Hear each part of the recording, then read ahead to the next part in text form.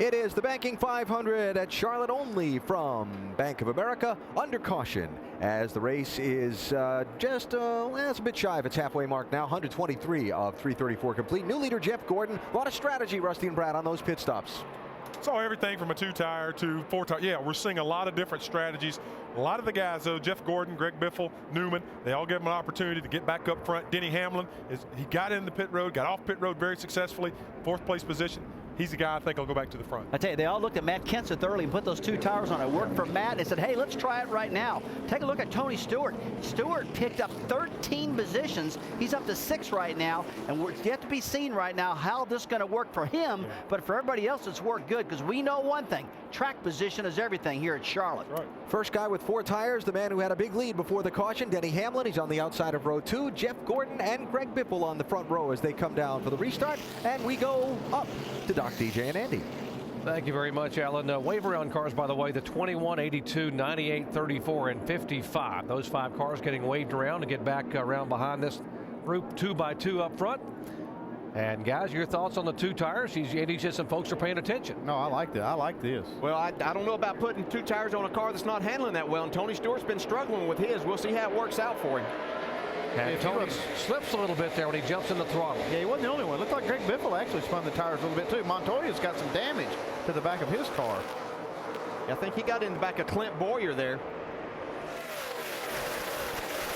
Mark Martin trying to go underneath Montoya there for position on the racetrack. There's the 5 car going by, and Kevin Harvick trying to chase him with, and the 88 car off the pace, slowing down. Need a train transmission. Back to the 5 car. There you see the damage on the right side of the 42 car. Some significant damage on that fender. Yes, it is. That thing could be rubbing that right rear tire. Don't see any smoke, though. Tim Brewer showed you in the Craftsman Tech Garage earlier how important that right rear quarter panel is when the 77 car got damaged and how much trouble he was having hanging on. Joey Logano now coming back in the game after the issue of missing his pits and going back to 37th position. Now he's battled back. Yeah, during that green flag run, he had driven up to the 17th spot, so he did a good job on the racetrack, and now he's got himself in a position to be a contender once again. This is 13th, 14th, 15th on back, with Montoya in 13th position. David Reagan having another good run there in 14th spot.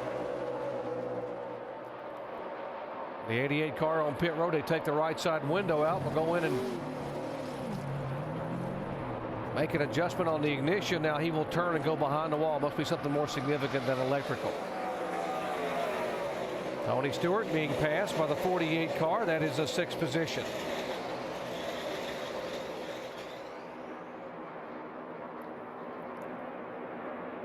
Second place on the racetrack. You see Gordon the leader. There's Hamlin and Biffle. Denny Hamlin has himself a fast race car tonight, doing a great job driving it. Not quite able to clear Greg Biffle out of turn 4. 4 tires versus 2 tires, and right now Biffle will win the battle that time by anyway. Yeah, Jeff Gordon's able to get his car out in front by getting those 2 tires. This can change your whole world right here. Just getting that clean air, getting up front. And we've seen the 2 tires work extremely well for Matt Kenseth. So this is a good opportunity for the 24. Jamie? And Jeff Gordon, his car's getting better as the night goes on, but they had a little debate about what to do on the last stop. Well, the good news is we got the track position because the first one out pit road. 10-4, but that's 5 points too. We'll take it. We have to get it. It might not last now, but we got to get it. If you wait for the last 100, ain't nobody gonna give it up. So let's just try it. See how it is in clean air. You know, we don't want it during traffic and be out there and not know what it does.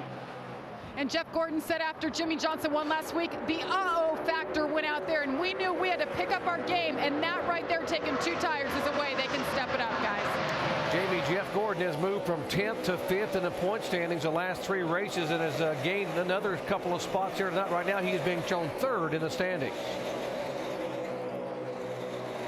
83 car on pit road, one of our chasers in, Brian Vickers, and they are trying to pull a fender away. Yeah, and on the right side of the screen, there's the 42, and you may be seeing his championship hopes going down the drain here somewhat. He's going backwards in a hurry after that contact on the restart.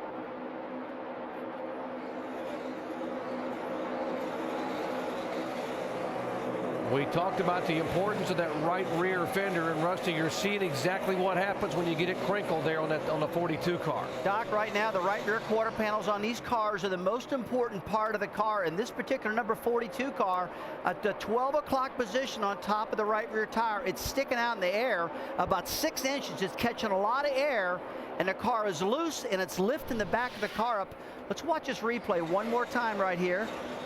Let's just stay with this shot right here and see if we can find out the big damage on this car, how it happened, where it happened. It looks like he just ran right into the back of Clint Boyer on the restart there and buckled up that right front fender.